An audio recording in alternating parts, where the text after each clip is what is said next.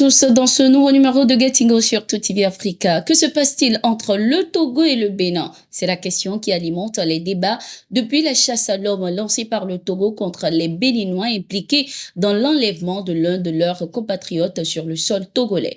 L'activiste et chroniqueur béninois du nom de Steve Amoussou critique des autorités de son pays avait fui le Bénin où il était poursuivi pour harcèlement par voie numérique, production et diffusion de fausses nouvelles pour se réfugier au Togo, pays voisin. Il y a quelques semaines, il a été enlevé à Didogomé sur le territoire togolais par 4 individus encagoulés, puis transféré à Cotonou au Bénin où il est placé sous mandat de dépôt.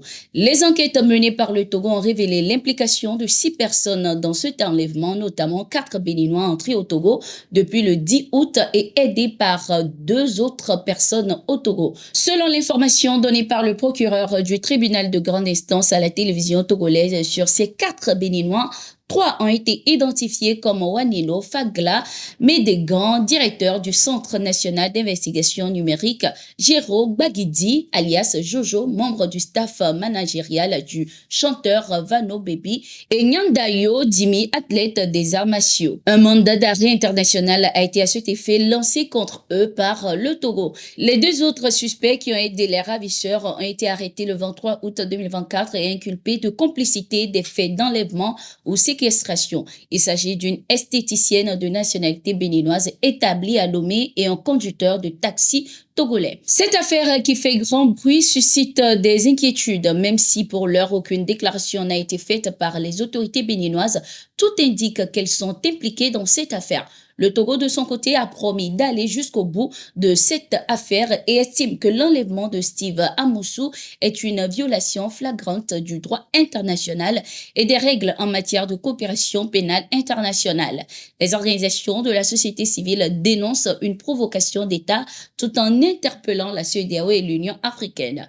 L'enlèvement de cet activiste béninois relance le débat sur le musellement de l'opposition et les dangers auxquels elle fait face au Bénin. Le gouvernement nigérien a présenté ses condoléances et soutien au capitaine Ibrahim Traoré ainsi qu'au peuple burkinabé dans le cadre de l'attaque menée par les terroristes à Barsargo, au centre-nord du pays. Le peuple nigérien est toujours solidaire du peuple burkinabé, frère dans toutes les épreuves qu'il vit et sa détermination ne faillira point dans notre lutte commune pour la souveraineté véritable et le développement intégré de notre confédération AES, a écrit le général Abdourahmane Tiani dans une lettre adressée à son homologue, le capitaine Ibrahim Traoré.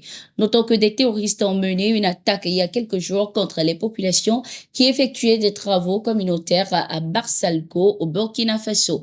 Le gouvernement burkinabé a de son côté promis une réponse de taille à l'ennemi tout en invitant la population à ne pas abandonner et à rester soudée derrière les forces de défense et de sécurité. Dans cette riposte, nous allons apporter une réponse pour que l'ennemi sache plus que jamais que nous n'allons accepter de telles barbaries sur notre territoire. Nous tenons à rassurer le peuple burkinabé que nous sommes engagés et que nous restons fermes sur la protection des Burkinabés et de leurs biens, a rassuré le ministre de la Sécurité du Burkina Faso, Mamadou Sana. En République démocratique du Congo, ce 26 août, le président Félix Tshisekedi a reçu l'ambassadeur de la France dans le pays après l'agression de 2 diplomates français. Le président congolais a exprimé à cet effet son regret suite à cet incident et condamné ces actes qui portent, selon lui, atteinte aux conventions internationales concernant la protection des diplomates et rassuré que les auteurs ont été interpellés. L'ambassadeur français en fin de mission a présenté par la même occasion le bilan de ces 3 années au président Félix Tshisekedi. Précisons que le premier conseil, le conseil culturel et un garde de sécurité de l'ambassade de France en République démocratique du Congo ont été roués de coups et séquestrés pendant plusieurs heures dans une affaire foncière. Parmi les auteurs de cette forfaiture se trouvent des éléments de la police et des agents du parquet. Certains d'entre eux sont déjà aux arrêts et la sécurité renforcée autour de l'ambassade. Nous avons évoqué ensemble cette situation et les mesures qui vont être prises et qui ont déjà été prises pour certaines d'entre elles par les autorités congolaises pour que ce genre d'événements ne se reproduise plus, avait déclaré Bruno Aubert, l'ambassadeur français, à l'issue d'un entretien avec la chef de la diplomatie congolaise après l'incident. L'Alliance des États du Sahel, AES, veut redéfinir sa stratégie de communication numérique. L'Alliance a à cet effet annoncé la mise en place d'une Web TV pour contrôler ces informations. L'annonce a été faite lors d'un entretien des experts en communication des 3 pays tenu les 22 et 23 août 2024. Pour Alamdou Agayeliem, le ministre malien de la communication, le contexte de tension et de crise sécuritaire impose un changement de stratégie de communication pour la diffusion d'informations saines et fiables et contrer également les fausses informations qui sapent le moral des peuples. L'objectif est également de renforcer la résilience des populations locales et sensibiliser la communauté internationale sur la situation au Sahel. Lors de cette rencontre, ces experts en communication ont également consolidé les liens entre leurs différents pays autour des objectifs de la charte du Liptako gourmand signée en septembre 2023. C'était tout pour cette édition. Merci d'être resté avec nous. Nous sommes en continu sur nos différentes plateformes et sur notre site d'information, le www.africa.com.